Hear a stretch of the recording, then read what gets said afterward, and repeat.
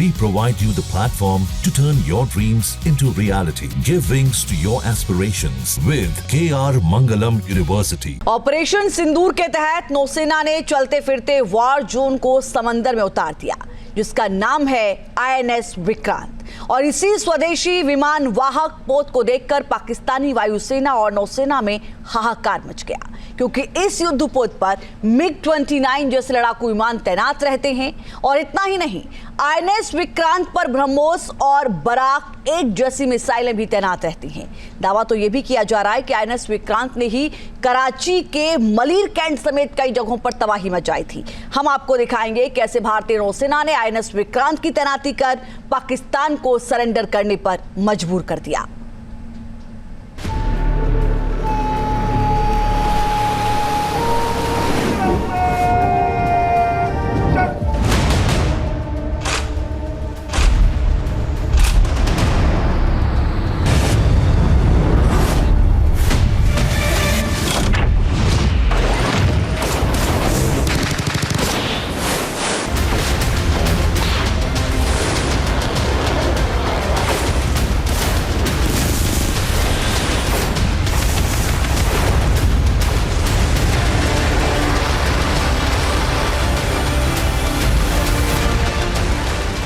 भारतीय नौसेना का एक्शन, पाकिस्तान में टेंशन।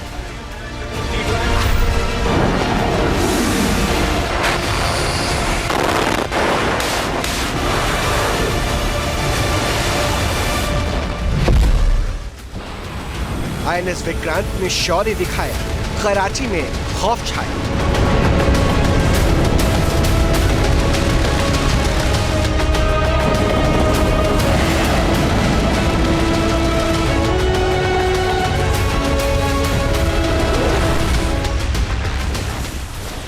क्या INS विक्रांत ने हमला किया, लिया पहलगाम का बदला?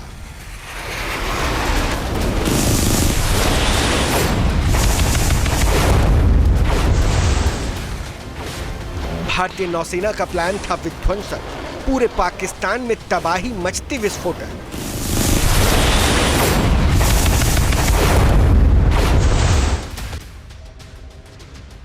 पहलगाम आतंकी हमले के 96 घंटे के भीतर भारतीय नौसेना कराची बंदरगाह और पाकिस्तानी सैन्य ठिकानों को निशाना बनाने के लिए तैयारी पूरी कर चुकी थी।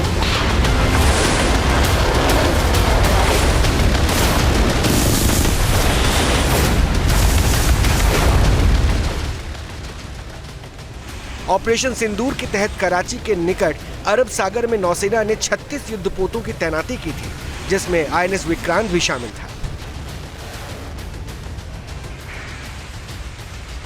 अरब सागर में INS विक्रांत को देखकर पाकिस्तानी सेना कांप उठी थी। ऐसा हम इसलिए कह रहे हैं क्योंकि सोशल मीडिया पर एक पाकिस्तानी पत्रकार का वीडियो वायरल हो रहा है, जिसमें दावा किया जा रहा है कि INS विक्रांत ने कराची के मलीर कैंट पर हमला किया था।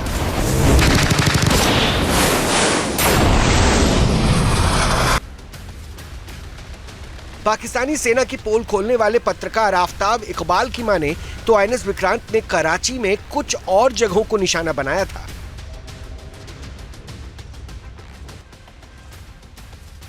पाकिस्तानी पत्रकार ने पाकिस्तान के उस दावे का भांडाफोड़ कर दिया है, जिसमें यह दावा किया जा रहा था कि भारतीय नौसेना ने उन्हें कोई नुकसान नहीं पहुंचाया।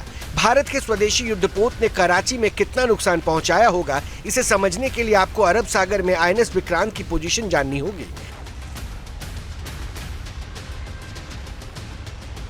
ऑपरेशन सिंदूर से पहले देखिए INS विक्रांत 3 मई को मुंबई में समंदर किनारे खड़ा था, जबकि 5 मई को वो अरब सागर में इस पोजीशन पर था। 9 मई को INS विक्रांत कराची से 300 से 400 नॉटिकल माइल्स की दूरी पर खड़ा था। Director general of naval operation vice admiral AN Pramod ने भी इस बात की तस्दीक की थी कि 9 मई की रात पाकिस्तान की समुद्री सीमा में उसके सैन्य ठिकानों और कराची बंदरगाह को निशाना बनाने और तबाह करने की तैयारी थी। Our forces remained forward deployed in the Northern Arabian Sea in a dissuasive and deterrent posture with full readiness and capacity to strike select targets at sea and on land, including Karachi at time of our choosing. Karachi, जिसे mini Pakistan भी कहा जाता है, उस पर हमला कर भारत ने जता दिया है कि वो अब आतंकिस्तान की गर्दन जब चाहे तब दबा सकता है। मलिर कैंट पाकिस्तान की आर्थिक राजधानी कराची से लगभग 35 किलोमीटर दूर एक सैन्य अड्डा है। एयरफोर्स ने इस बात की पुष्टि की थी कि मलिर कैंट पर सटीक हमले किए गए थे।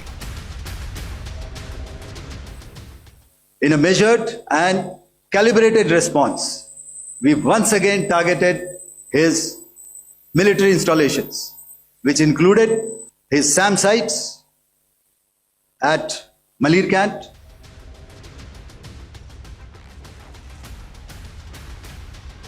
हालांकि एयरफोर्स ने यह नहीं बताया था कि मलिर कैंट पर हमला कैसे किया गया था, लेकिन पाकिस्तानी पत्रकार ने इस बारे में अब पूरी दुनिया को बता दिया है। INS विक्रांत की घातक मारक क्षमता ने भी पाकिस्तानी सेना को तट पर रहने के लिए मजबूर कर दिया था।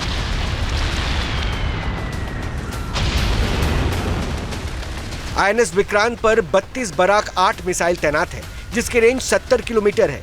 वहीं इस युद्धपोत पर 16 ब्रह्मोस क्रूज मिसाइल की भी तैनाती की गई है, जो 450 किलोमीटर तक के लक्ष्य को भेद सकती है।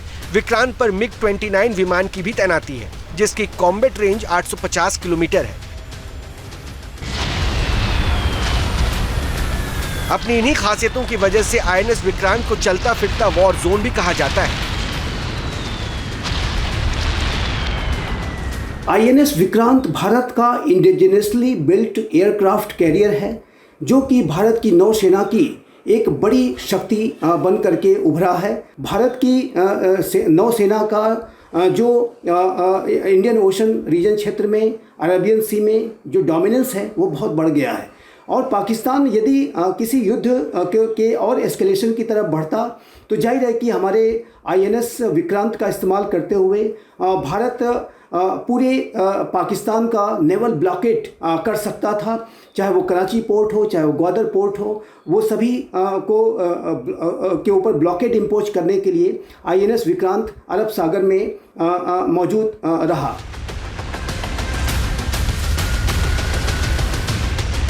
ऑपरेशन सिंदूर के तहत INS विक्रांत को अरब सागर में ऐसी जगह खड़ा किया गया था कि पाकिस्तानी लड़ाकू विमानों के लिए अरब सागर नो फ्लाई जोन बन गया था।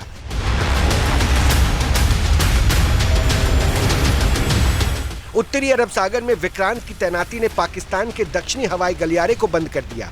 इससे पाकिस्तानी लड़ाकू विमान जमीन पर या फिर अपने समुद्री तट पर भी रहने के लिए मजबूर हो गए। विक्रांत की वजह से ही पाकिस्तानी सेना पश्चिमी समुद्री क्षेत्र में भी एक्शन नहीं दिखा पाई। पाकिस्तान को पता था कि अगर उसने समंदर में कोई हरकत की या फिर अपने लड़ाकू विमानों को उड़ाया तो पल भर में INS विक्रांत एक्शन में आएगा और फिर अंजाम विध्वंसक होगा। The presence of our aircraft carrier with large number of MiG-29K fighters and airborne early warning helicopters prevented any suspicious or hostile aircraft to close the Karel battle group within several hundred kilometers.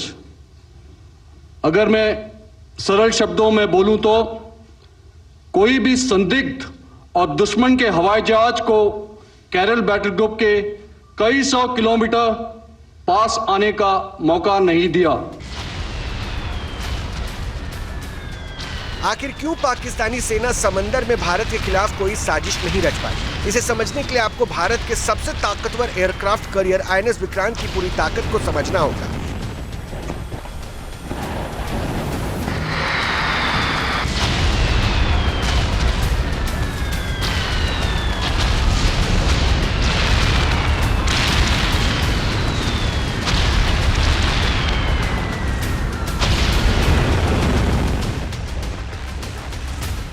यह युद्धपोत एक बार में 30 से 36 aircraft को ले जा सकता है, जो दुश्मन पर हवा में एक झुंड की तरह हमला कर सकते हैं। MiG-29 फाइटर जेट्स के साथ साथ इस पर Kamov 31 early warning helicopters, MH-60 RC hawk multi role helicopter और HAL द्वारा निर्मित एडवांस्ड लाइट हेलीकॉप्टर भी तैनात रहते हैं। लाइट कॉम्बैट एयरक्राफ्ट LCA तेजस भी इस एयरक्राफ्ट कैरियर में आसानी से उड़ान भर सकते हैं। INS विक्रांत पर 4 टॉर्पीडो लॉन्चर भी तैनात किए गए।